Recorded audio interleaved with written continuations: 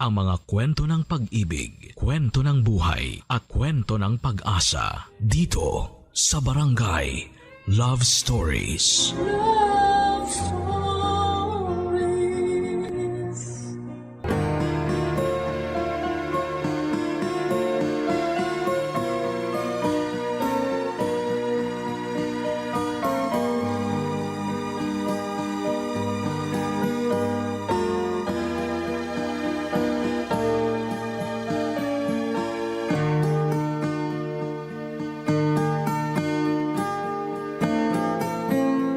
Gaano man kahaba ang pasensya ng isang tao, huwag pa rin natin itong sasagarin.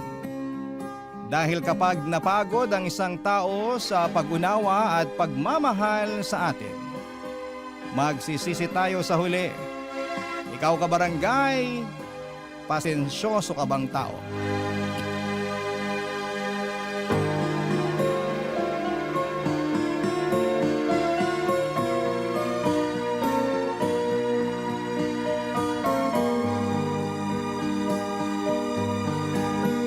Dear Papa Dudut, lahat naman siguro tayo ay dumaan sa pagiging tanga sa pag-ibig, hindi po ba? Pero sa kwento na ibabahagi ko ay iyon na yon ang eksaktong pinagdaanan ko sa buhay. Kaya nga napasulat agad ako sa programa ninyong Barangay Love Stories. Dahil may sa ilang beses na rin po akong nakarinig na mga kwento ng pag-ibig na masasabi kong epic fail ng dahil po sa katangahan. Pero ganun talaga, parte yun ng buhay at kahit naman kailan ay hindi naging kasalanan ang umibig. Ako nga pala si Shelly, 29 years old at taga Metro Manila. Hindi ko na lamang sasabihin kung saan eksakto at meron akong isang anak na binubuhay ko sa pamamagitan ng pag-online selling. Bago pa lamang ako sa trabahong ito, magdadalawang taon pa lamang ako rito, pero kumikita naman ng disente at nasusubaybayan ko pa ang paglaki ng aking anak. Importante para sa nanay na katulad ko, na matutukan ang anak ko dahil mahal na mahal ko siya. Dalawa na lamang kasi kami sa buhay, pero noong mga panahon na yon ay meron pa namang siyang tatay. Ang dati kong kinakasama na nagngangalang Junior Papa Dudut.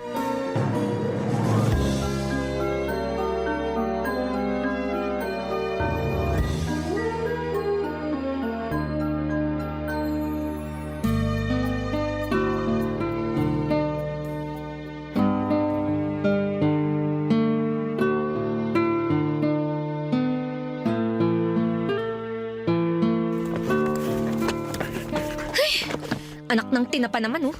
Napakasalaula talaga ng lalaking yun. Junior! Junior, halika nga rito! Halika nga, dali! Ano ba yun, Shelly? Kita mong nasa CR pa yung tao eh. Storbo ka naman eh. Kanina ka pa nasa CR, ah. Huwag mong sabihing nakatulog ka na doon. Para naman tanga eh. Siyempre, tawag ng kalikasan. Ano pa bang gagawin ko sa CR, Aber? Tawag ng kalikasan, kalahating oras ka na doon. Ay, nako. Bakit mo ba kasi ako tinawag? Makasigaw ka sa pangalan ko. Akala ko na paano ka na dyan eh. Paano ko hindi mapapasigaw? Sige nga. Tingnan mo tong baunan mo. Inaamag na rito sa bag mo, oh. Oh, grabe ka naman sa inaamag. O bakit, hindi ba? Tingnan mo nga maigi. Kulang na lang tubuan na ng ugat tong mga amag dito sa baunan eh. Ilang araw na ba to rito, ha? Ni hindi mo man lang mailabas para hugasan. Napakasalaula mo talaga. Para yan lang eh. Sa nakalimutan ko, magagawa ko. Sa katrabaho mo yan bilang babae, di ba? Dapat ikaw na yung kumukuha at naglalabas ng baunan ko sa bag eh, para ikaw Naririnig mo ba yung sinasabi mo? Oo, naririnig ko. Bakit ka ba kasi sumisigaw? Tanong-tanong ka pa nakakapikon ka. Simpleng bagay lang iaasa mo pa talaga sa akin. Bakit? Imbalido ka ba, ha? Wala ka bang mga kamay? Meron naman, di ba? Nakakalimutan ko nga kasi. Hindi katwiran yon, Junior. Tsaka ang dami-dami mo na kayang nakakalimutan.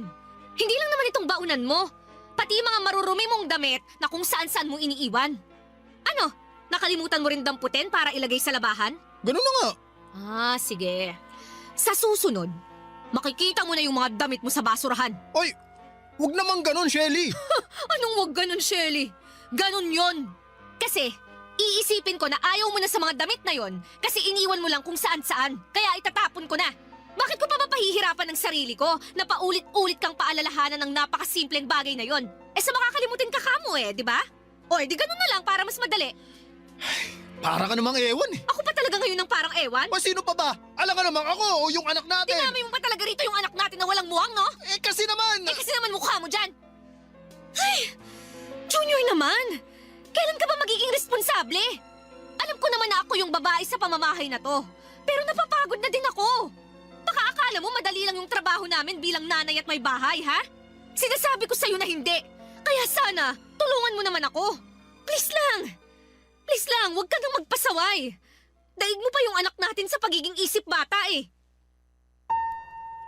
Papadudot rider si Junior ng isang online selling app na palagi nagdi-deliver sa bahay namin. Tapos nagkagustuhan kami at doon na nga nagsimula sa aming relasyon. Noong una ay masasabi ko na ayos pa. Kumbaga spoiled ako kay Junior, prinsesa ang turing niya sa akin. Ngunit noong nabuntis niya ako at nagsama sa isang bubong ay doon na nagbago ang lahat.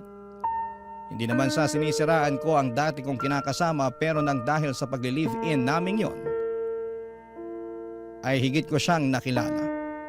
Kung ano ang ugali niya, paano talaga siya manatili, mga gawi at napatunayan ko na hindi pala talaga siya perpekto. Gwapong-gwapo kasi ako sa kanya noong nililigawan pa lamang niya ako. Siyempre pabibo ang loko pero nasa loob pala ang kanyang kulot. Laki tuloy ng pagsisisi ko na nagpabuntis ako sa kanya. Pero hindi pa rin doon natatapos ang kalbaryo ko. Dahil may pagkasumbongero rin si Junior. At ang lagi niyang pinagsusumbungan ay walang iba kundi ang nanay Roning niya, Papa Dudut.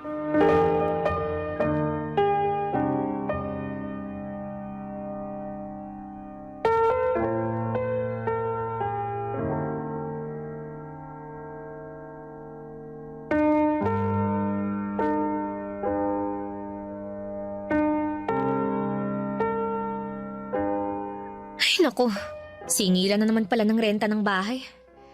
Kasya pa kaya itong natira sa pera namin? Wala pa pala kaming pambili ng bigas at gatas ni baby. Paano kaya to? Tapos... Shelly! Ay! Shelly! Buksan mo tong pinto! Shelly! Shelly! Nako, ano na naman kayang ginagawa ng magaling na nanay ni Junior dito? Shelly! Ano ba? Shelly, buksan mo tong pinto! Alam kong nandiyan ka! Ay, huwag mo akong pagtaguan, babae ka! Andyan na po, Nay! Buti naman pinagbuksan mo na ako ng pinto, ano? Akala ko aabutin ka pa ng siyam-siyam eh. Magandang umaga rin po, Nay. Walang maganda sa umaga, ha, Shelly? Ikaw talaga na babae ka, no? Akala mo kung sino ka umasta eh. Namumuro ka na talaga sa akin. Bakit na naman po? Ano pong ginawa ko sa inyo? Sa akin, wala. Pero nagsumbong lang naman sa akin ang pinakamamahal kong si Junior na inaway mo na naman daw siya. Dami mo raw sinabi sa kanya. Tinawag mo siyang tamad at salaula. Pati ba naman po yun? Sinumbong pa talaga niya sa inyo? O kanino pa ba magsusumbong ang anak ko? Sa akin lang naman kasi akong nanay niya, hindi ba? Alam ko naman po yun, pero... Peruhin mo mukha mo. Ano? Hindi mo ba ako papapasukin? Dito mo na lang ako sa labas kakausapin, ganon. Kahit kailan talaga napakabastos mong babae ka. Pasensya na, Nay. Hindi ko na kayo naalok na pumasok sa loob eh. Kayo kasi, tuloy-tuloy salita nyo. Pasok na po kayo.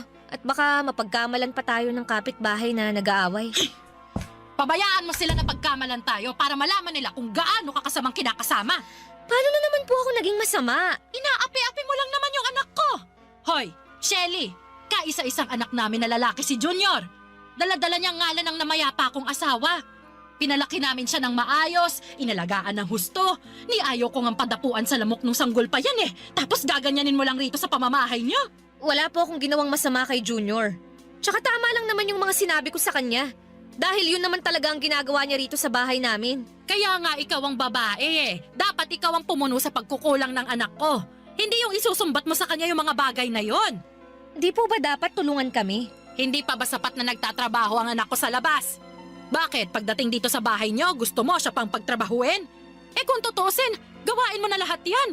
Di mo na dapat iaasa sa kanya. Ay, kawawa naman sa yung anak kong yun. Buti na lang talaga hindi kayo kasal. Dahil kung makamando ka sa kanya, akala mo yata mag-asawa na kayo no? Hoy, Shelly, baka nakakalimutan mo kung saan ka dapat lumugar. Ayus-ayusin mo lang talaga. Papa Dudut, grabe po ang dinanas ko sa kamay ng nanay ni Junior. Naiyak na lamang tuloy ako at nagdamdam dahil sa mga paratang niya at pang-iinsulto sa akin. Doon ko napagtanto na napaka-OA ng damuhong Junior na yon sa mga pinagsasabi niya sa nanay niya. Dahil nagawa niya pa talagang mag-imbento para lalo akong mapasama sa mga magulang niya. Kung tutusin ay hindi yun ang unang beses na nagsumbong siya sa nanay niya. Pero yun ang unang beses na sinugod ako ni Nanay Roning na galit na tipong kita ko na ang ngala-ngala sa kakangalngal niya sa akin. At kahit na anong pangangatuwiran ko ay hindi niya pinakikinggan dahil para sa kanya ay kinawawa ko raw ang pinakamamahal niyang anak. Samantalang kabaligtaran noon ang nangyari dahil ako ang mas kinawawa ng kanyang Junior. Papa Dudut. Barangay Love Stories. Barangay Love Stories. Papa Dudut, noong pinagbuntis ko ang baby namin ay kinailangan kong umalis sa pinapasukan kong call center dahil masela ng pagbubuntis ko. At dahil priority ko ang aming baby ay nagpaubaya ako. Sinabi naman din sa akin ni Junior na siya na ang bahala sa lahat ng gastusin ganito ganyan. Oo, naniwala ako pero noong nanganak na ako ay doon na nagsimula ang mga reklamo ko sa aking kinakasama. Hindi niya kasi matagalan ang pag-aalaga sa anak namin. Kesyo maingay dahil pala iyak, natural sanggol yun. Gusto ko sana siyang supalpalin ng tanong na hindi ba siya dumaan sa pagkabata kaso'y hindi ko na sinabi dahil baka maging mitsa lamang yon ng mainit-init naming pagtatalo. Tsinaga ko na lamang ang ginagawa ni Junior at umasa na magbabago siya. Nang tumungtong na sa 2 taon ang anak namin, buong akala ko ay magiging responsableng tatay na si Junior pero lalo lamang siyang naging pabaya, Papa Dudut.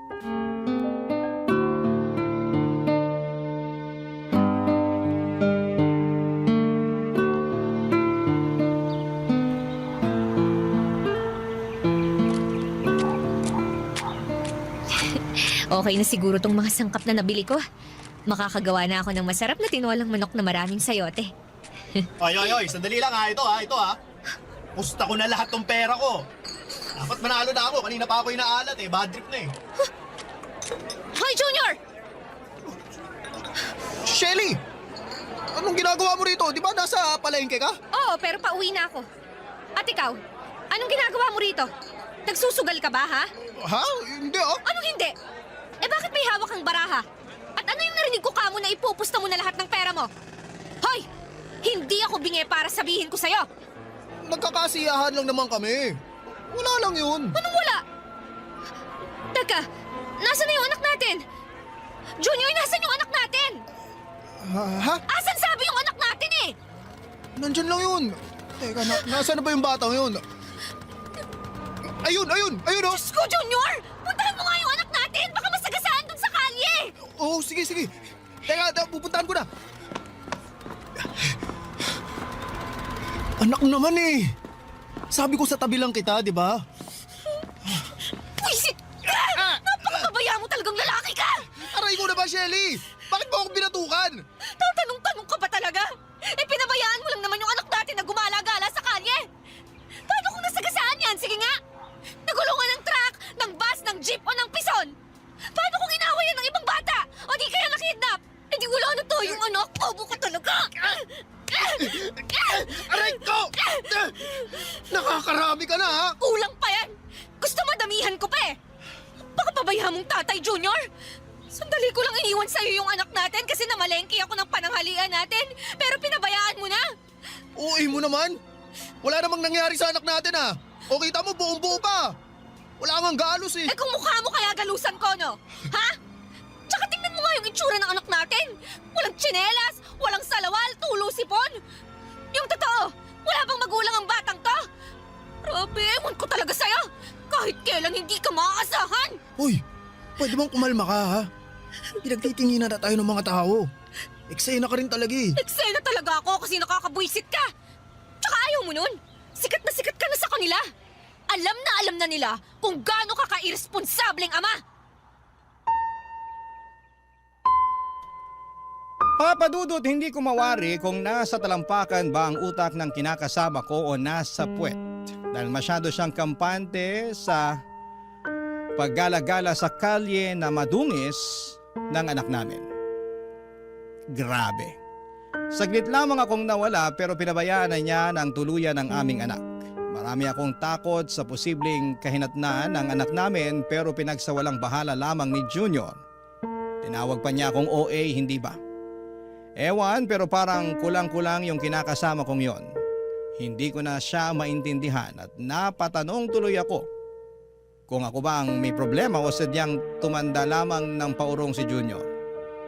Grabe. Ang sakit sa bangs na para bang gusto ko na siyang kutusan ng 1,000,000 beses para lamang maitatak sa kokote niya na alagaan at bantayan ng maayos ang anak namin. Kaya lang ay hindi talaga uso ang pagbabago sa kinakasama ko at sa bawat araw na lang na ginawa ng Diyos ay mas lalo pa siyang lumalala, Papa Dudut.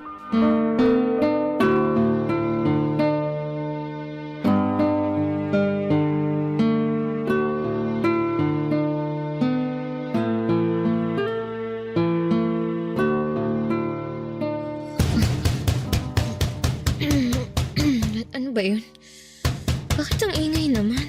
Shelly! Shelly, papasukin mo na ako! Kanina pa ako pinapapak ng lamok dito, ano ba? Pag di mo ako pinapasok, hawa sa akin ko tong pinto! Isa! Dalawa! Puwisit talaga kahit kailan. Andyan na! Pag muwawa sa akin ang pinto, kung di mukha mo wawa sa akin ko! Tatlo! Ayaw mo talagang buksan, ha? Sige, ako na lang magbubukas! Ay! Tinamaan ka na naman ng lintik na lalaki ka! Aray! Aray ko, sakit! Bakit mo ba kasi hinahalikan yung sahig? Tumayo ka nga dyan! Teka, lasing ka ba? Lasing ka, ano? Hindi ha. Nakainom lang ako. Inabot ka na ng madaling araw. Nasa inuman ka lang palang damuho ka. Alam mo ba na kanina pa ako nag-aalala sa'yo? Ni hindi ka nagre-reply sa chat ko. Sinisin mo lang ako. Ayaw mo rin sagutin yung tawag ko. Sensya na. Napasarap na kami nun eh. Saka ikaw naman, masyado kang istorbo kasi. At ako ba talaga ang istorbo? Sa nag-aalala lang yung tao. Wala ka naman dapat ipaglala. Ito nga, ayos lang ako. Nagkayayaan lang talaga kaming uminom kanina kasi birthday ng tropa namin. Sorry, di ko nasabi eh. Biglaan kasi. Saka teka, bakit ba galit ka? Ako na nga ang dapat galit dito. At bakit naman, ha? Kasi kasi nakakarami ka na ng pagalit eh. Dapat ako naman yung magalit para malaman naman na ako pa rin ang batas sa pamamahay na to.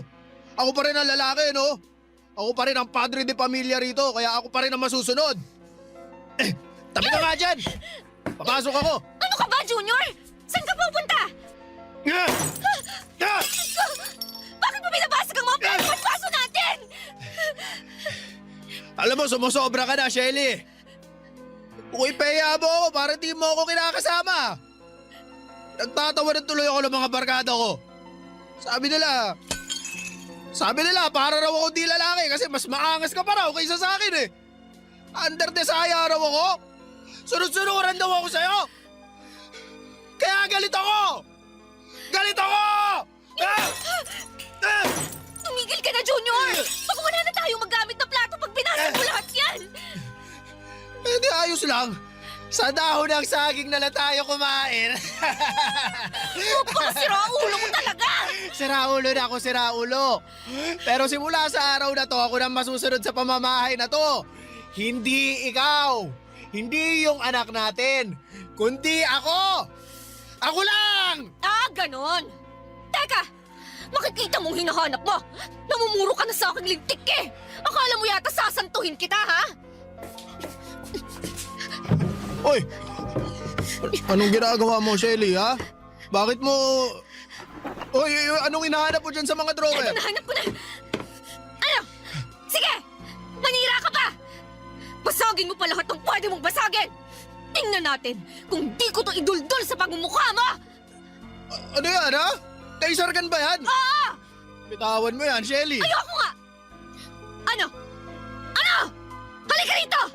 Matapang ka, ha? Halika, dali!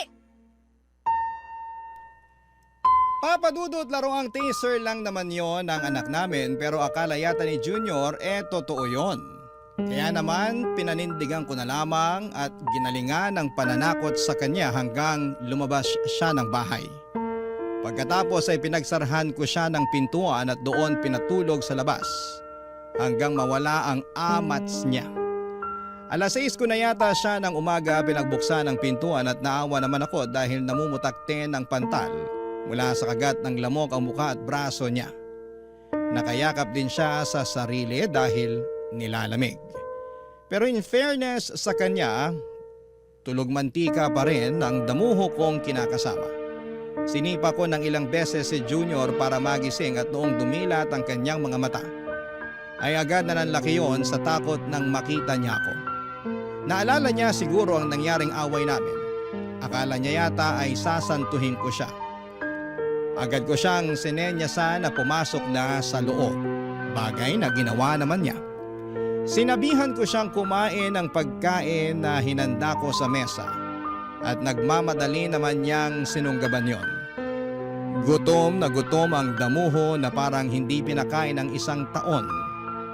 Habang pinagmamasdan ko si Junior, nakaramdam ako ng awa sa kanya ngunit agad yung napalitan ng matinding galit sa tuwing naaalala ko ang mga atraso niya sa amin ng anak niya, Papa Dudut. Barangay Love Stories. Barangay Love Stories. Papa Dudut, sa hindi ko na mabilang na pagkakataon ay muli kong kinausap ng masinsina ng kinakasama ko tungkol sa mga hinaing ko sa buhay namin na pwede naman sanang maiwasan basta magtino lamang siya. Humingi naman siya sa akin ng despensa at nangako na magiging mabuting provider sa amin ang anak niya. Umasa ako na hindi ko na nga mabilang kung ilang beses kong ginawa. Pero binigo pa rin ako ni Junior, Papa Dudut. Nagsimula na siyang magkulang sa ibinibigay niya sa amin ng anak niya. At hindi lang maliit ang kulang dahil sobrang laki po noon. Siyempre pinaamin ko siya kung saan napupunta ang pera na nawawala mula sa kinikita niya. Doon ko na nga nalaman na lulong na pala sa sugal ang kinakasama ko at isang damukal na rin ang utang niya sa mga lending apps at sa ibang mga tao. Dahil sa kalamang yon ay naggalit ako at nag-away na naman kami ni Junior. Sa sama ng loob ko ay pinalayas ko siya sa inuupahan namin.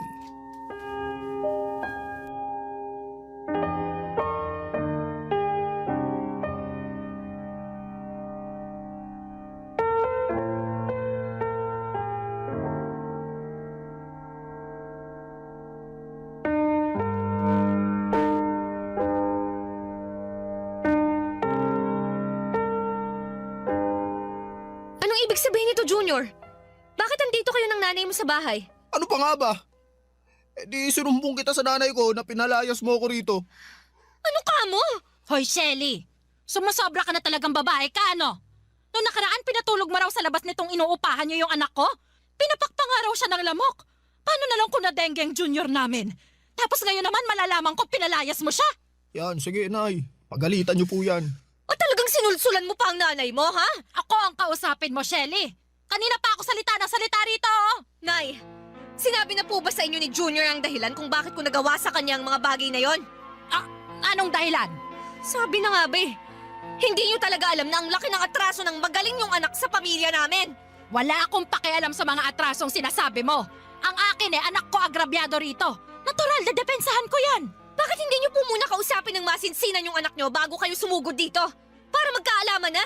Ikaw ang kailangan kong kausapin kasi sumusobra ka na. Dapat talaga sa'yo sinasabunutan eh. Ha? Aray ko po, Nay! Aray! Tama na po! Anong tama na, ha? Kulang pa nga yan eh! Dapat sa'yo binubunutan ng buhok sa anit dahil namumuro ka na! Kung aapi-apihin mong anak ko wagas, pues ako makakalaban mo! Yung anak niyo ang may kasalanan dito! Kung matinulang ho sana siyang padre de pamilya, hindi kami magkakagulo! Tsaka bakit ho ba kayo nakikialam sa away namin at tinakasama ko? At bakit hindi, ha? Kasasabi ko lang na nanay niya ako, hindi ba? Alam mo, ikaw, palasagot ka talaga eh, ha? Dapat sa'yo tinuturuan ng leksyon! Aray ko, Nay! Tama na po! Yan! Junior! Junior, awanin mong nanay mo! Bahala ka dyan. Inaway mo ako kaya lagot ka sa nanay ko. Anong sinabi mo? Napakadamuho mo talaga! Hoy, Shelly! Hindi mo na talaga nire-respeto ang anak ko, ano? Nakuha mo pa talaga siyang bastusin sa harap ko? Para sa kaalaman mo, hindi ko dinala sa sinapupunan ko ng 9 na buwan ng anak kong yan at isinilang sa mundo para api-apihin lang ng katulad mo! Hindi ko naman po inaapig si Junior! Tsaka away ho namin tong dalawa! Dapat labas na po kayo dun, Nay! Matatanda na po kami! Huwag na ho kayong makisali! Anong matanda? Para sa akin, baby ko pa rin si Junior at walang sino man ang pwedeng umapi sa kanya. Kahit ikaw na kinakasama lang niya!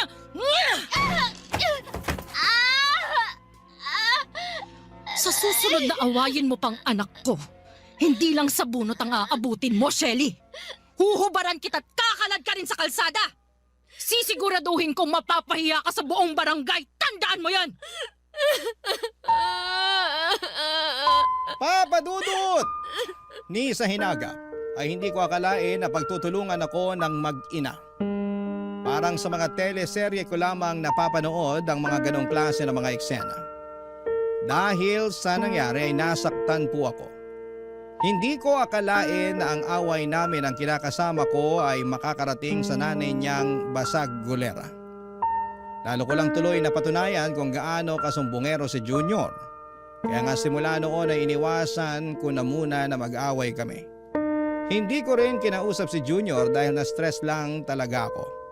Buong akala ko ay magiging tahimik na ang buhay ko kapag ginawa ko yun, pero nagkaroon na naman ang kasalanan si Junior matapos kong matuklasan na nambabae siya. Muling nabuhay ang galit ko sa aking kinakasama dahil sobra-sobra na ang ginawa niya sa akin. Ni hindi na niya ako nirespeto bilang babae at nanay ng kanyang anak. Kaya upang makaganti ay hinuli ko sa akto si Junior at ang kalandian niyang babae na tendero ng fishball at merienda sa hapon na nasa tapat ng bahay namin. At iniskandalo ko silang dalawa hanggang sa mapahiya po sila. As usual, nakarating yon sa kalaman ng magaling niyang nanay, Papa Dudut.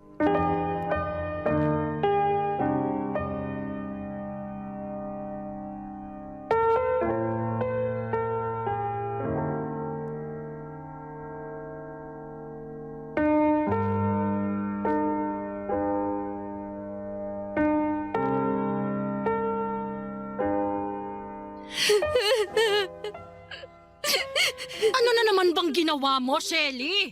Bakit mo na naman pinahiya ang anak ko? Ano ba kasalanan niya sa'yo? Bakit yung hindi yung anak niyo ang tanungin niyo? Para magkaalaman na kung gaano kalaki ang kasalanan niya. Ano ba kasing ginawa mo, Junior? Ay, kasi Nay, Nang babae lang naman yung damuhong yan, Nay! Hindi na niya kami inisip ng anak niya! grabe ka. Natukso lang naman ako, Shelly. Tukso mo mukha mo! Oh, paano hindi man bababa itong anak ko? Skandalosa at basagulero kang kinakasama. Ano ho? Ang sabi ko, skandalosa ka, basagulera, taklesa, maingay! Lagi mong pinagagalitan at pinahihiya ang anak ko kaya hindi ko siya masisisi kung humanap siya ng ibang Narinig babae. niyo ba ang sinasabi niyo, Nay? Oo, naririnig ko! Hindi ba ako kailangang sigawan? Paano ako hindi sisigaw? Talagang kinonsinti niyo pa ang kalokohan ng anak niyong yan! Pinalabas niyo pa na kasalanan ko, kaya nagloko si Junior! Kung tutuusin, kasalanan lahat ng anak niyo kung bakit kami laging nag-aaway!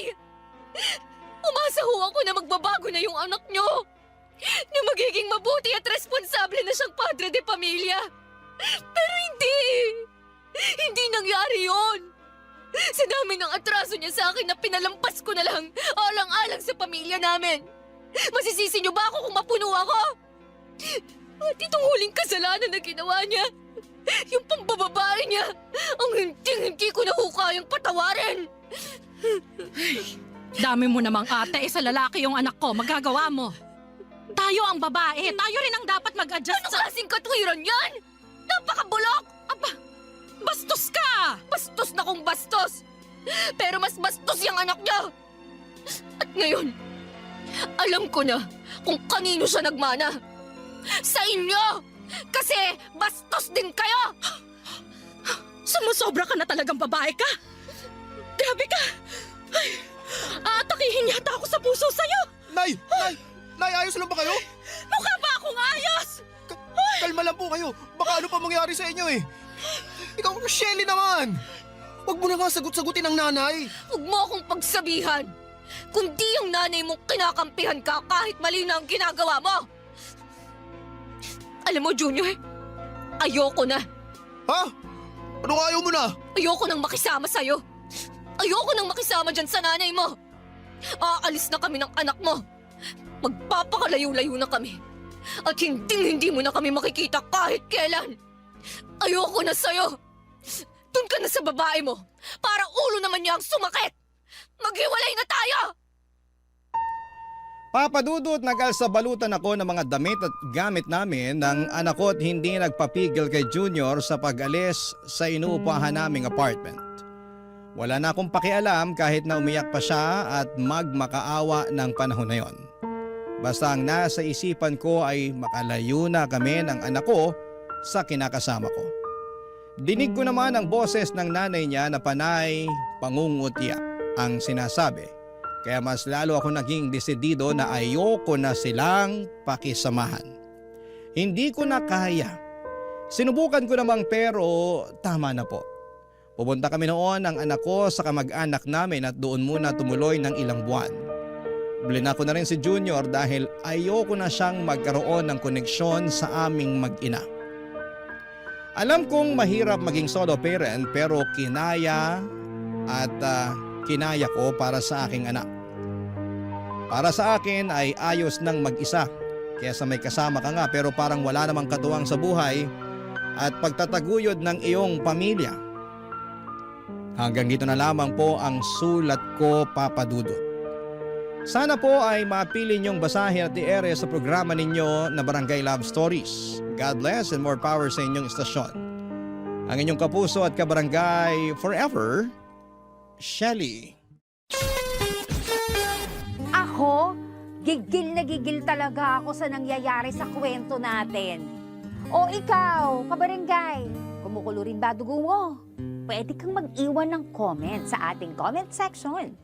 Ang mga kwento ng pag-ibig, kwento ng buhay at kwento ng pag-asa dito sa Barangay Love Stories.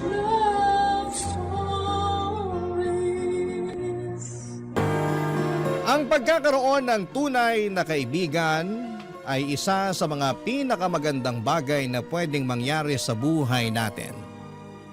Sila ang mga tao na palagi nandyan sa tabi mo sa hirap man o ginhawa. Ikaw, kabarangay, naranasan mo na ba ang magkaroon ng tunay na kaibigan? Dear Papa Dudut, magandang araw po sa inyo at sa mga kabarangay ninyo. Ako po si Alicia at matagal na akong tagahanga ng Barangay LS dahil madalas ko po itong napapanood sa Facebook. Tuwing naririnig ko po ang mga kwento ng mga senders ninyo ay tuwang-tuwa po ako kapag naisipan kong magpadala na rin ng sulat sa inyo. Lumaki po ako sa isang masayang pamilya, ngunit nagbago ang lahat nang pumanaw ang papa ko. At nang dahil doon ay mag-isa akong tinaguyod ni mama. At sa awa ng Diyos ay nalagpasan naman namin ang lahat ng mga pagsubok. Pero nang mapansin ni mama na patuloy na tumataas ang presyo ng mga bilihin, pero hindi pa rin tumataas ang sahod niya, dito sa Pilipinas ay naisipan niyang mag-ibang bansa. Lalo na't mag-i-enroll na ako sa college. Sa totoo lang ay natuwa ako nung una dahil ibig sabihin ay magkakaroon ako ng freedom pag nag-college na ako. Ngunit hindi ko inakala na may iba palang plano si mama para sa akin. Makalipas ng ilang araw, naghanap si mama ng kasambahay sa Facebook. Sa simula ay tutol ako sa gustong mangyari ni mama kasi hindi na ako bata at kaya ko namang mag-isa. Pero sinabi ni mama na mas mapapanatag ang loob niya kung may kasama ako sa bahay habang nasa ibang bansa siya. Kaya napilitan na lamang akong sundin si Mama Papa Dudut. Nakita ni Mama si Ate Rosalie sa Facebook sa group ng mga kasambahay na naghahanap ng trabaho. Mabait at masunurin si Ate Rosalie at hindi niya kailanman binigyan ng sakit sa ulo si Mama. Maayos din ang pakikitungo niya sa akin kaya halos wala na akong ginawa sa bahay dahil siya na ang nag-aasikaso ng lahat ng mga gawaing bahay. Nang umalis na si Mama papunta sa airport, kami na lamang ni Ate Rosalie ang naiwan sa bahay. Makalipas nga ang ilang araw, sinamahan niya ako sa pagpapa-enroll sa kolehiyo. Nang mga panahon na yon ay naging pangalawang nanay ko na siya. O di kaya ay parang kapatid ko na si Ate Rosalie at habang tumatagal ay mas lalo akong nagpapasalamat na nandyan palagi si Ate Rosalie para sa akin.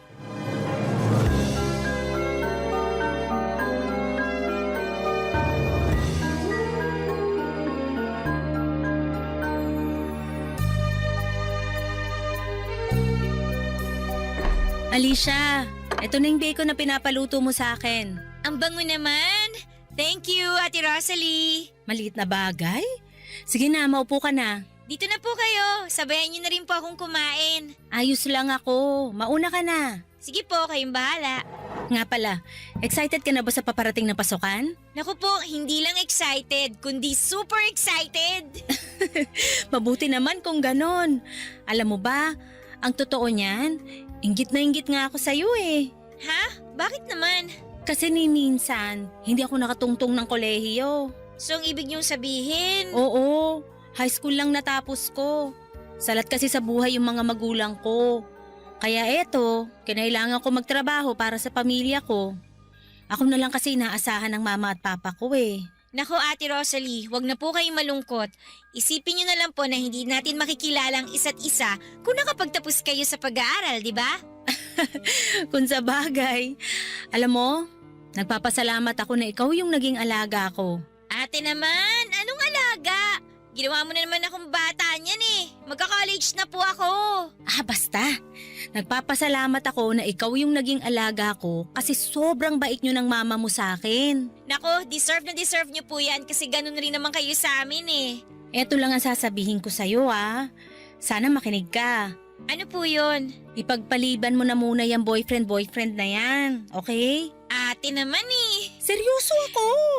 Marami ako naririnig na kwento na maraming bata ang hindi nakakatapos ng pag-aaral kasi maagang nabubuntis o di kaya nagtatanan. Ibahin niyo po ako kasi wala po sa wishlist ko ang mabuntis.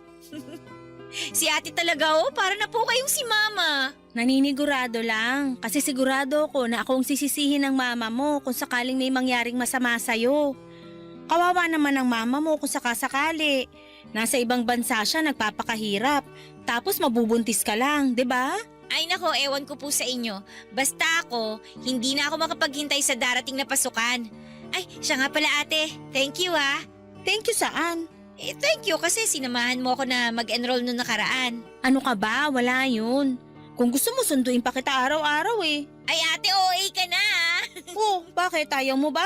Ano ba naman yan? Dito na lang po kayo sa bahay. So kinakahiya mo ko porket katulong mo lang ako, ganun ba yon? Hindi naman sa ganon. Kung ganon, ba't tayo mo sunduin kita? Tinatanong pa ba yan? Wala na ako sa high school, no? College na po ako at kailangan ko nang maging independent. Naks, magka-college ka lang, may pa-English ka nang nalalaman. Syempre naman! Uy, kung may free time ka, turuan mo naman ako ng mga tinuturo sa college. Nang sa ganun maramdaman ko rin na nakapag-college ako. Don't worry ate, got you! Yan ang gusto ko sa'yo eh. Alam niyo po, ang dami niyo nang sinasabi. Sabayin niyo na nga lang ako kumain dito. Gutom lang yan eh. Mauna ka na, busog pa ako. Ay, ang taray! Sure na ba yan? O sige, kayo din. Ubusin ko na lang tong bacon na niluto niyo. Bango-bango pa naman, oh. Ay, nagbago na nga pala isip ko. Ang dami niyong arte-ate. Kakain ka rin naman pala. Mapilit ka eh. Para sa akin ay parang kapatid o nanay na si Ate Rosalie Papadudut.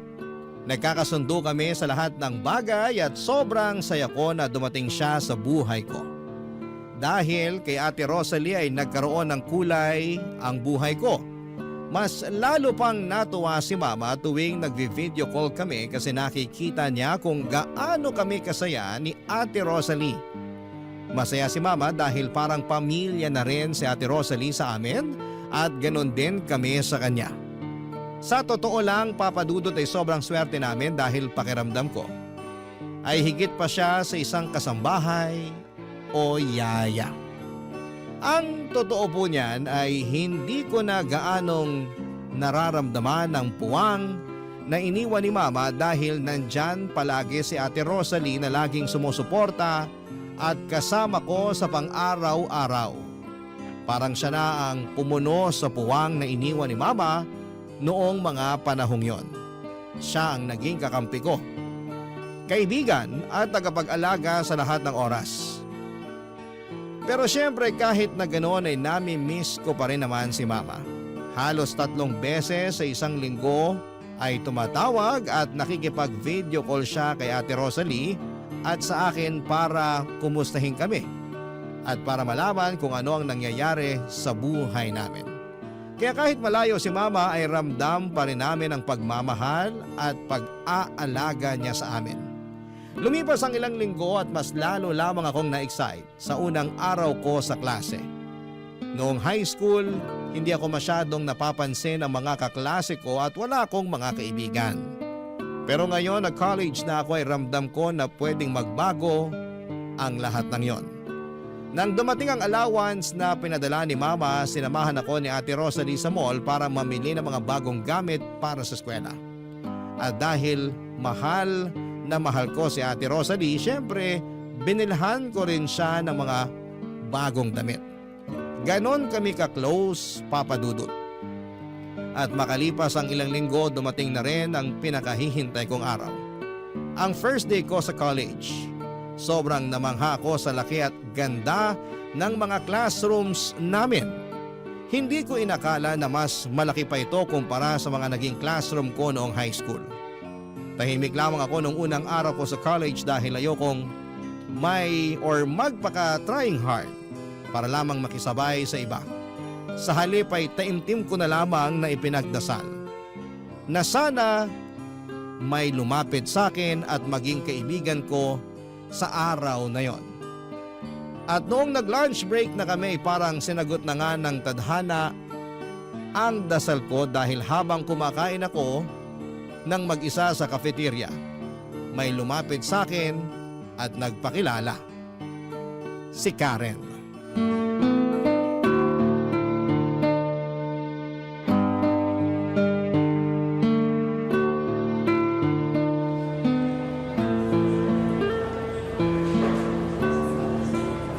Hi girl!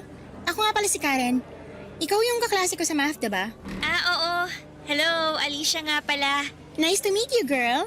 Nice to meet you too. Halika, sabayan mo na akong kumain. Ay, pasa ko dyan. Diet kasi ako for today's video eh. Anyway, nilapitan kita dito kasi mukha kang mabait at approachable. Thank you. Ikaw din, hindi ka lang maganda. Mukha ka pang cool kid. Aba, syempre naman. Tingnan mo nga tong school na to, ang daming haggard at tsaka. Ay, sorry. Hoy, huwag ka magalit. Hindi ka kasali doon ha. Hindi ikaw yung tinutukoy ko.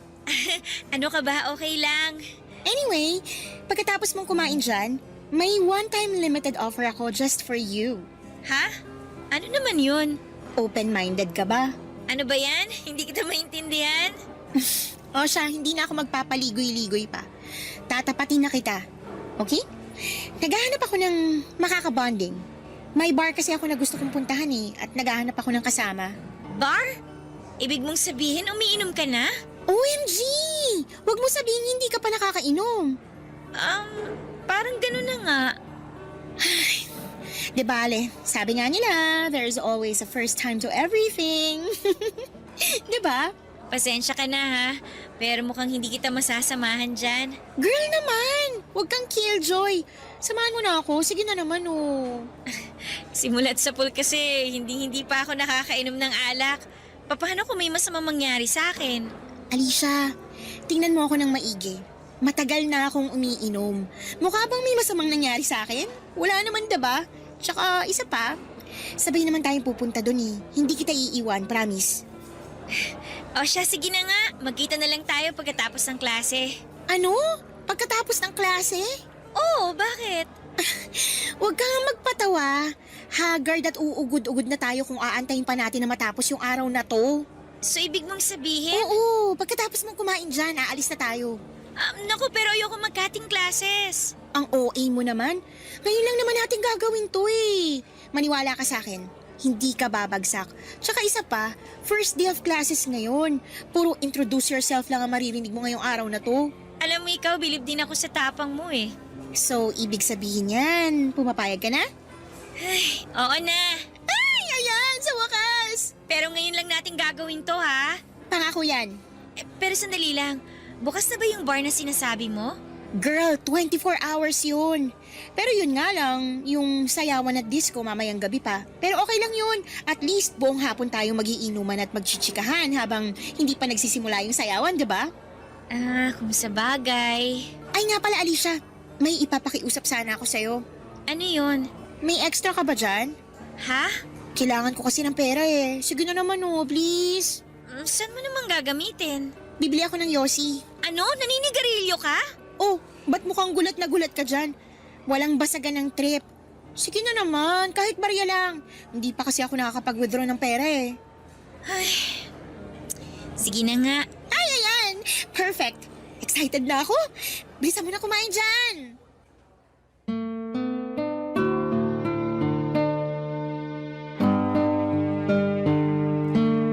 Pagkatapos kong kumain sa cafeteria, bumili muna kami ni Karen ng Yossi sa isang convenience store bago kami dumiretso sa bar na sinasabi niya. Sobrang kinabahan ako noon, Papa Dudut, dahil ni minsan ay hindi ko pa nasubukang mag-cutting classes o uminom ng alak. Matagal ko na pong ipinagdarasal kay Lord na sana'y magkaroon ako ng mga tunay na kaibigan at hindi na ako maging loner. Pero hindi ko inakala na ang magiging kaibigan ko ay isang taong mahilig uminom at manigarilyo.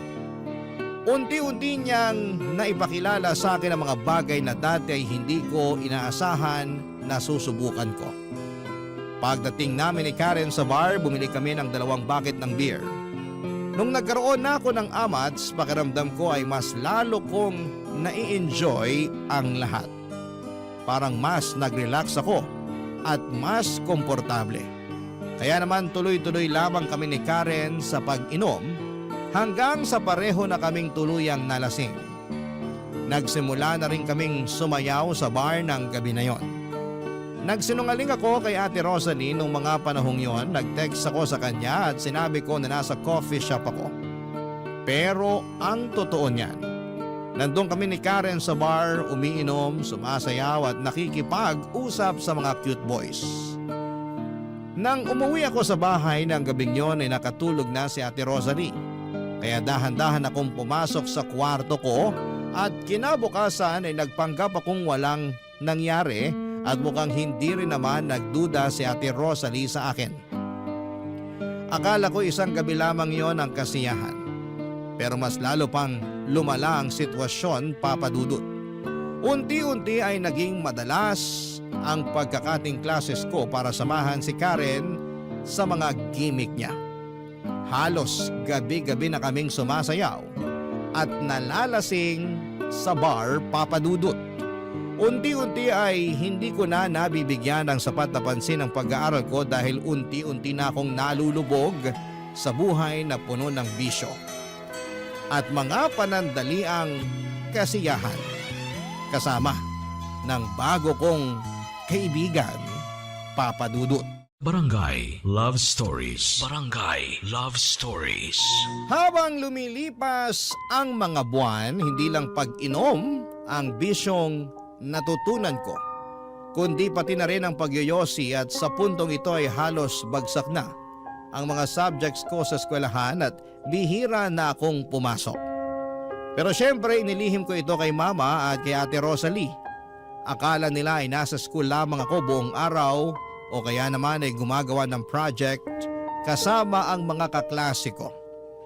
Pero ang totoo ay halos buong araw ako na nasa mga club at mga bar kasama si Karen. Grabe talaga ang impluwensya ni Karen sa akin, Papa Dudut. Aaminin ko na nadala ako sa lahat ng mga bisyo niya dahil hinahangaan ko siya. Maganda si Karen at palaging may kumpiyansa sa kanyang sarili. Kaya naman habang tumatagal ay napapansin ko na palagi ko na siyang ginagaya. Hindi lang sa mga bisyo niya, kundi pati na rin sa paraan ng kanyang pagsasalita, kilos, at pati na rin sa kanyang pananamit. Nagagawa rin ni Karen ang mga gusto niyang gawin dahil parehong nasa abroad ang mga magulang niya.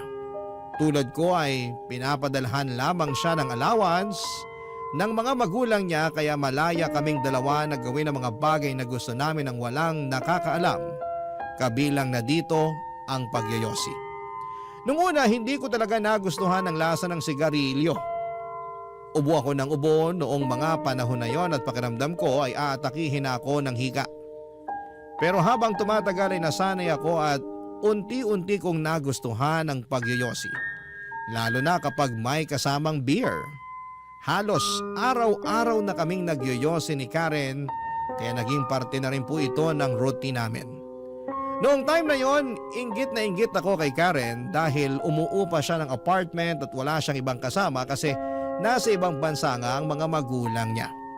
Samantalang ako ay kailangan ko pang mag-ingat at ilihim ang lahat kay Ate Rosalie.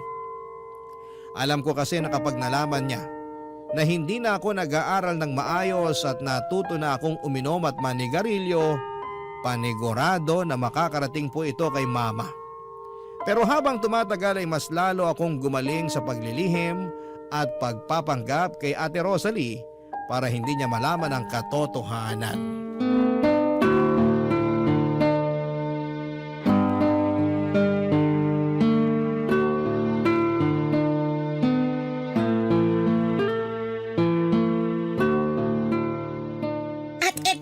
May isa pa akong chika.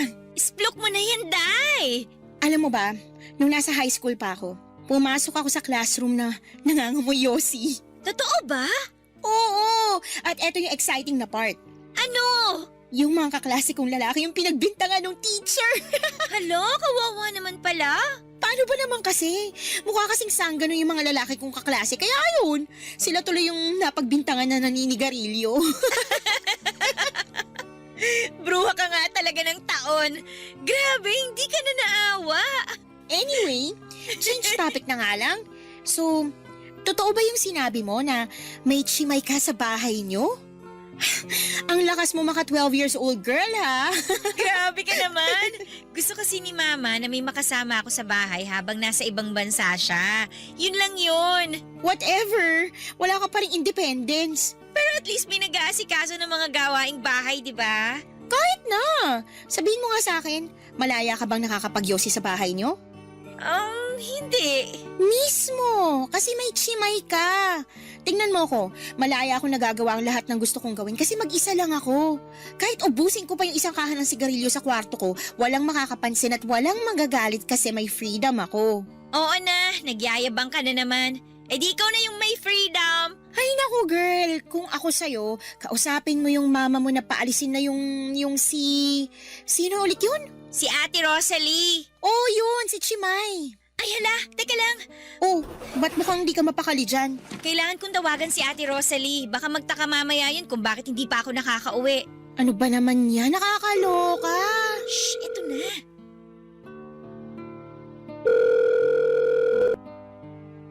Alicia, gabing-gabi na. Hindi ka pa ba uuwi? Ate, pasensya na ha. Pero may kailangan pa kasi akong tapusin na project eh. Oy, napapansin ko na napapadalas na yung project na yan ha. Sigurado ka bang yan ang inaasikaso mo? Baka mamaya kung saan ka na nagpupunta ha? Akin na. Ha? Bakit? Ako na bahala dyan. Ibigay mo na lang sa akin yung cellphone. Ako nakakausap dyan. Sige na nga. Oh, eto. Hello po? Sino to? Si Karen po to, kaklase ni Alicia. Kayo po ba si Ate Rosalie?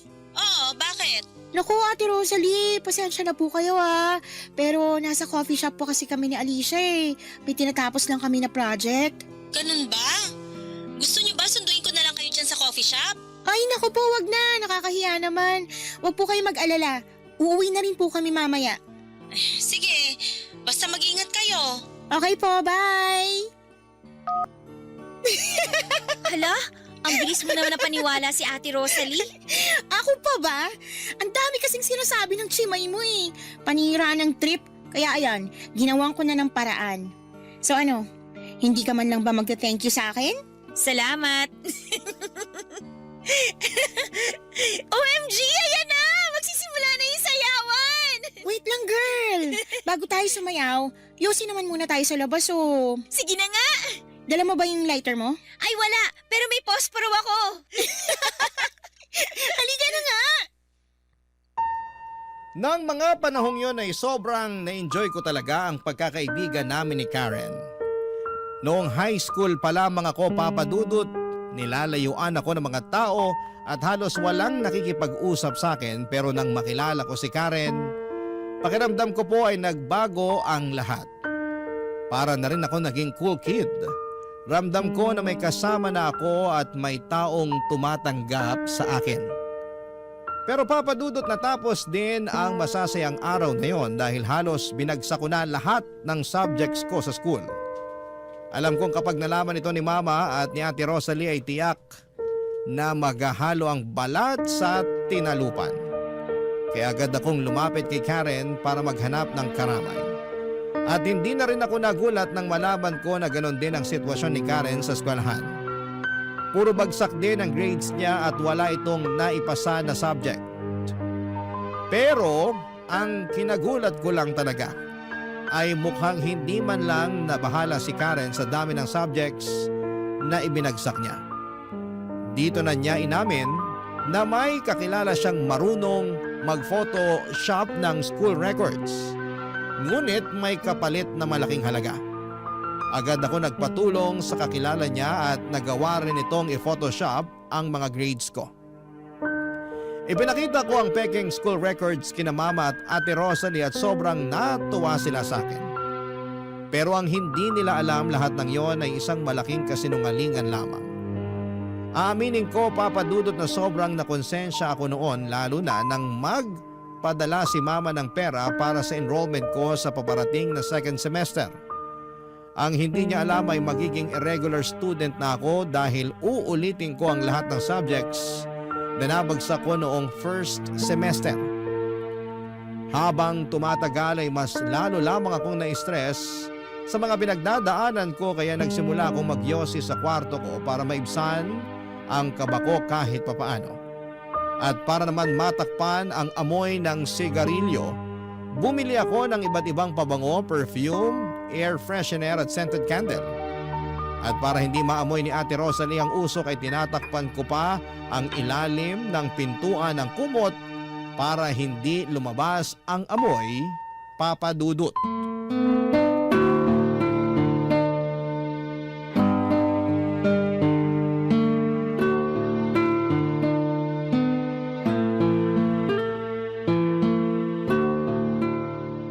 Alicia! Lumabas ka na dyan! Kumain ka na! Sige po, sandali lang. Yun. Usok. Masama na pinaghihintay yung grasya. Halika na! Andyan na po!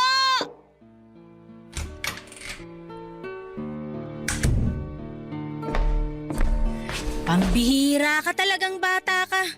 Ba't ang tagal mo lumabas ng kwarto, ha? Pasensya na po. May pinapanood lang kasi akong teleserye. Kumain ka na dyan. Pinagluto kita ng adobo. Salamat. Sige, dyan ka na muna. Maglilinis na muna ako.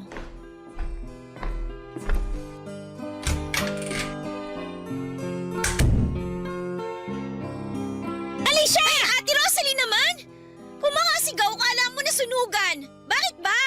Ano ba kasi yon? Bakit may mga upos ng yosi sa basurahan mo, ha? Patay!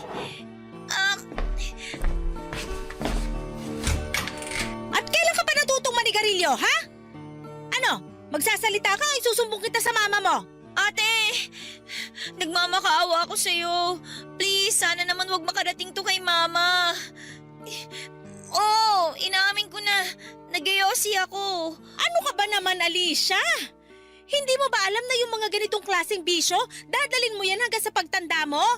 Maniwala ka sa akin, ikakapahamak mo lang yung pagyayosi mo kung ipagpapatuloy mo yan. Oo na, promise. Hindi ko na po talaga uulitin. Sigurado na ba yan? Oo, pangako. O siya, sige. Sige na, kumain ka na doon. Mamaya na lang ako kakain. Dito na muna ako. Sige na po. Ay, kung ganun, ako na lang muna lalabas ng kwarto mo. Kailangan ko na malamig na tubig. Bigla ako na high blood sa'yo. Ay, naku, paano ba to? Nasaan na ba yung cellphone ko? Ito.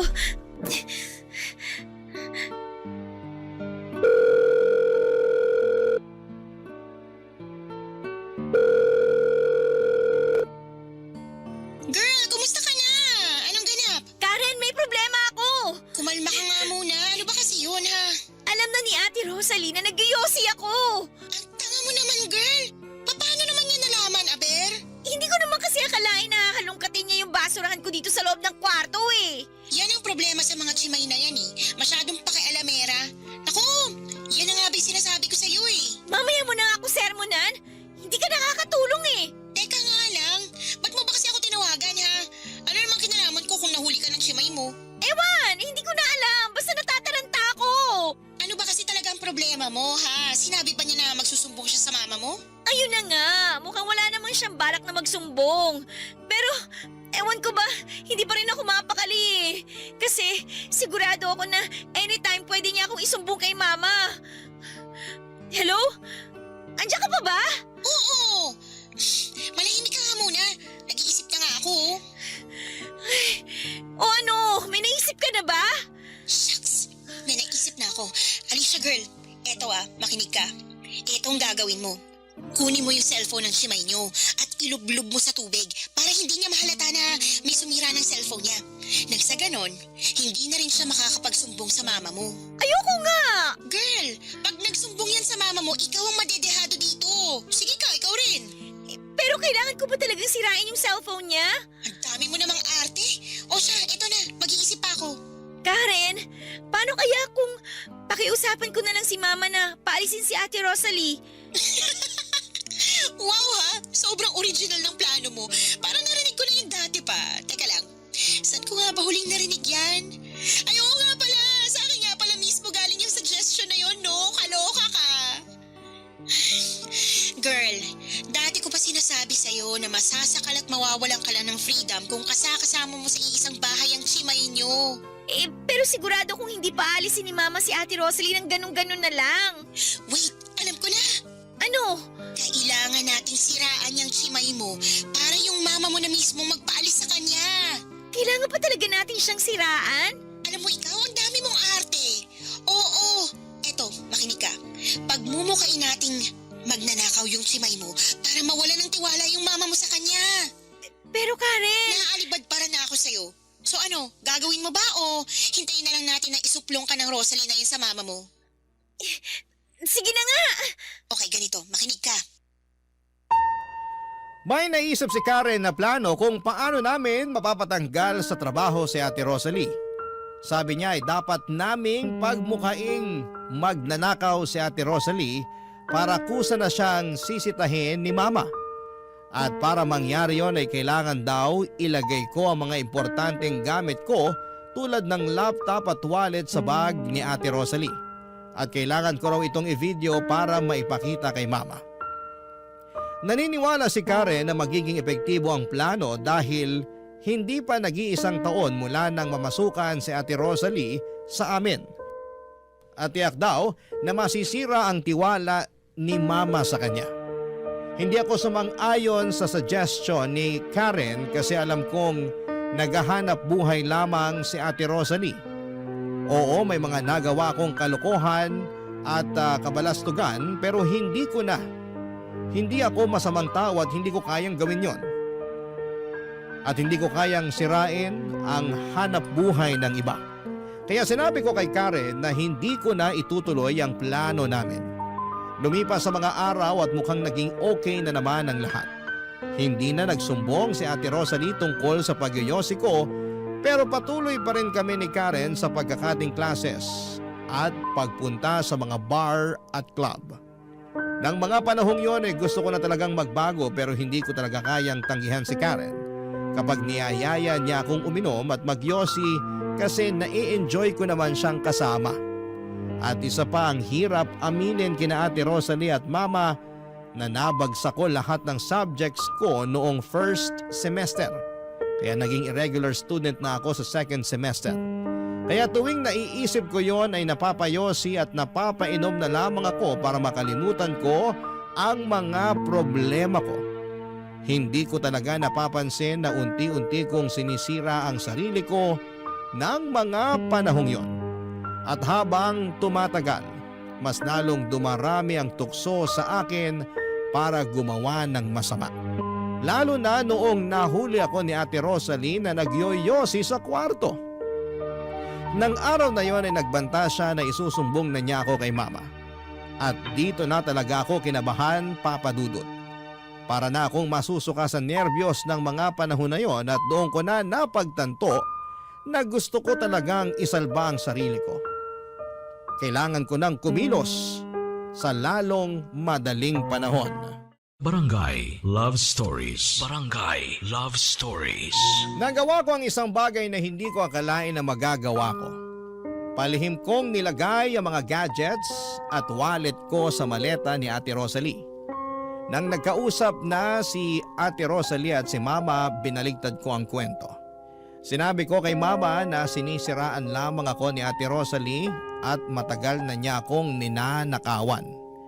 Ipinakita ko kay Mama ang maleta ni Ate Rosalie at doon nakita ni Mama ang mga gadgets at wallet na ako lang din mismo ang naglagay. Mariin namang itinanggi ni Ate Rosalie na may kinalaman siya sa pagkuha ng mga gamit ko. Pero hindi siya pinaniwalaan ni Mama. Nang matapos ang video call, namumula sa kakaiyak si Ate Rosalie at hindi na niya ako nagawang kausapin. Mas pinaniwalaan ako ni Mama dahil ilang buwan pa lamang ang nakakalipas simula nang namasukan si Ate Rosalie sa amin. Kaya mas naging kapanipaniwala ang kwento ko tungkol sa pagnanakaw niya. Ginawa ko po ang lahat ng yon dahil ayokong masira ang relasyon ko kay Mama. Aaminin ko na sobrang bigat sa puso ko at sobrang nakokonsensya ako sa ginawa ko na pagmukhaing magnanakaw si Ate Rosalie. Pero pakiramdam ko ng mga panahong yon ay wala na akong ibang choice.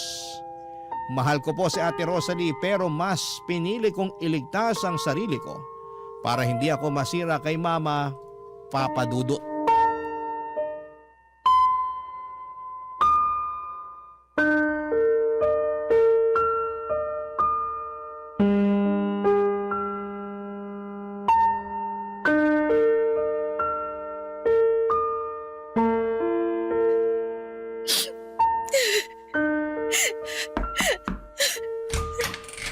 Ate Rosalie?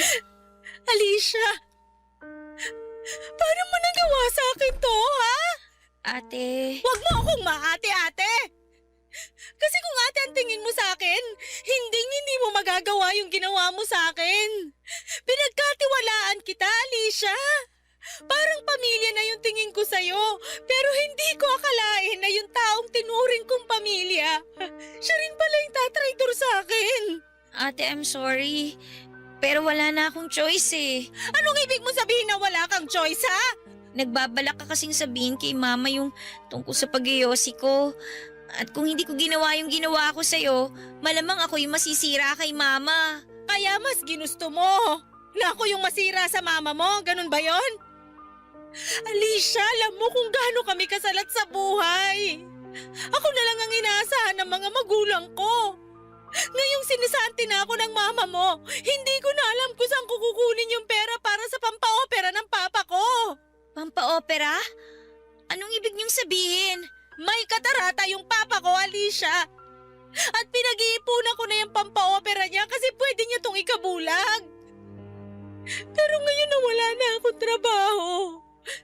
Hindi ko na alam kung may pag-asa pa na makakita ng maayos yung papa ko. Hala ate, I'm sorry. Hindi ko alam. Pues ngayong alam mo na. Babawiin mo na ba sa mama mo lahat ng mga kasinungaling yung pinagsasabi mo tungkol sa akin? Kung ganon, wala na tayong dapat pag-usapan pa. At huwag kang mag-alala kasi matutupad na yung hiling mo. Aalis na ako dito sa Makalawa. Hinihintay ko na lang yung huling sahod ko at yung kasambahay na tinawagan ng mama mo para pumalit sa akin. Ate, sorry talaga. Bakit? Magagamot ba ng sorry mo yung papa ko? Hindi naman, di ba? Alam mo ba kung gaano kasakit yung ginagawa mo nang maayos yung trabaho mo pero napagbibintangan ka sa isang bagay na hindi mo namang ginawa? Sige na, Alicia, umalis ka na bago ko tuluyang makalimutan na may pinagsamahan tayo. Pero ate... Sige na! Umalis ka na! Nasaan ba si Karen ngayon? Kailangan na kailangan ko siya.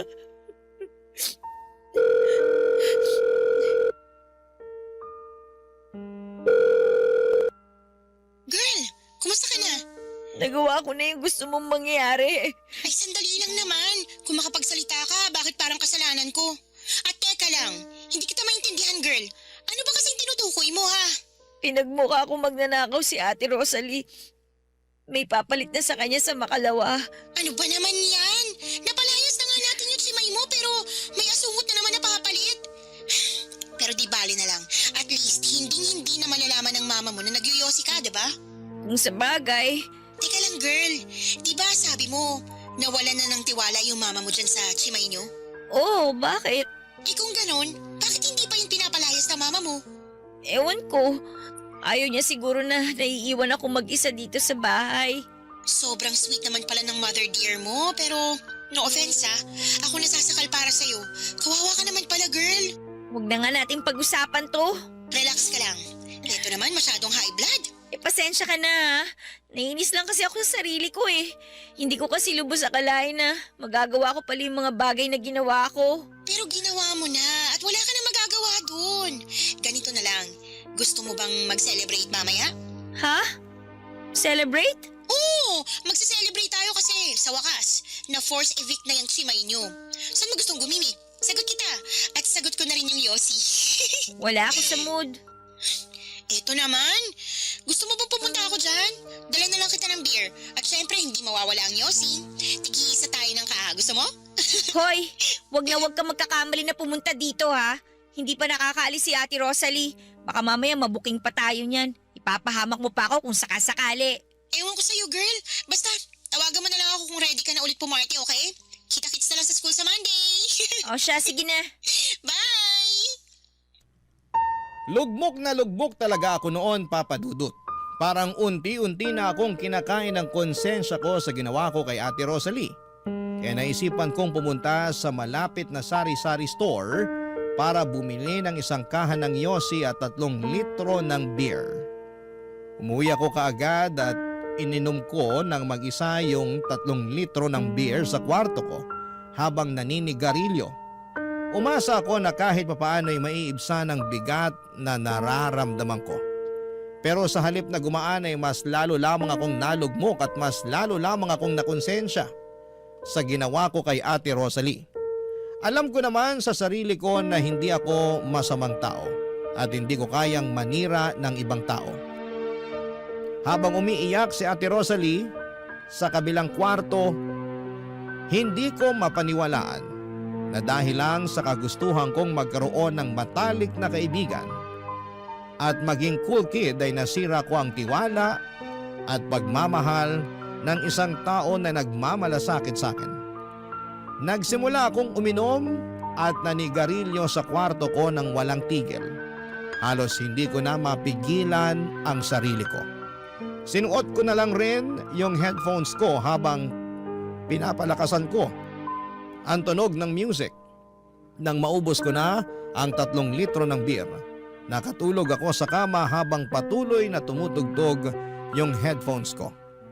Pero nagising akong bigla nang maramdaman ko na umiinit ang paligid ko. Akala ko nung una ay nananaginip lamang ako hanggang sa napansin kong pinagpapawisan ako. Doon ko na nga na-realize na hindi ko pala napapatay ng maayos yung huling sigarilyo na sinindihan ko. At dahil po dito ay nasunog ang trash bag sa basurahan at natupok ng apoy yung kortina ng kwarto ko. Nagpanik talaga ako noon, Papa Dudut. Sobra kasing bilis ng mga nangyayari sa paligid ko. Hindi ko na alam kung ano ang gagawin ko kaya kinuha ko yung cellphone ko at mabilis na lumabas ng kwarto habang nakatingin ako sa apoy na unti-unting kumakalat sa kurtina ng kwarto ko. Hindi ko po maipaliwanag yung takot at kaba na nararamdaman ko ng mga oras na yon. Biglang nag-freeze yung katawan ko habang tinitignan yung apoy na unti-unting kinakain yung kurtina sa kwarto ko. Bigla namang lumabas si Ate Rosalie mula sa kanyang kwarto at kitang-kita sa mukha niya yung pagkabigla at pagkataranta noong makita niya ang apoy sa kwarto ko. Mabilis po na kumilos si Ate Rosalie at pumunta sa CR para kumuha ng balde ng tubig at sinimulang patayin ang apoy na unti-unti nang lumalawak.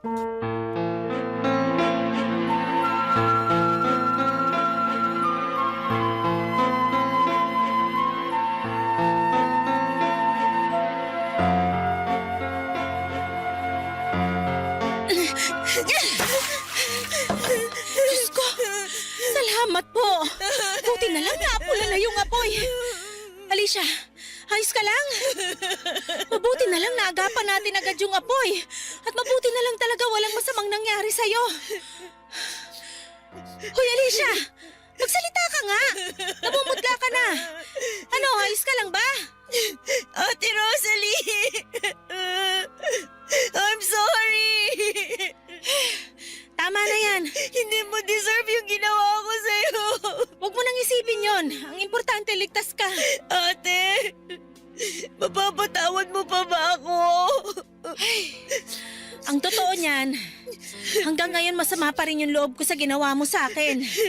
Pero hindi ibig sabihin nun na kinamumuhian na kita. Siyempre ayoko namang may masamang mangyari sa'yo. Ate, I'm sorry. Pangako ko, itatama ko na lahat ng pagkakamali ko.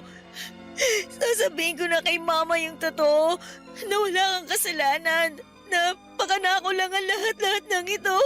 Talaga ba? Gagawin mo yon para sa akin? Ate Rosalie, niligtas mo yung buhay ko. At kung hindi dahil sa'yo, malamang pinaglalamayan na ako ngayon. Ano ka ba? Huwag ka nga magsalita ng ganyan. Ate Rosalie, pwede ba kitang mayakap? Halika dito. Oo naman. Ate, sorry talaga. Patawarin mo ako, please. Huwag kang mag-alala. Pinapatawad na kita. Nga pala, kailangan kong sabihin sa mama mo tong nangyari sa kwarto mo. Diyan ka lang ha. Kukunin ko lang yung cellphone sa kwarto.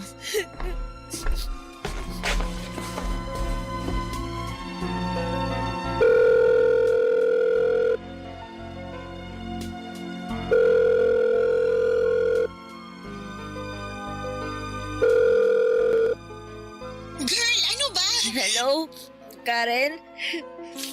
Asan ka ngayon? Tinatanong pa ba yan? Siyempre nandito ako sa palagi nating tinatambayan.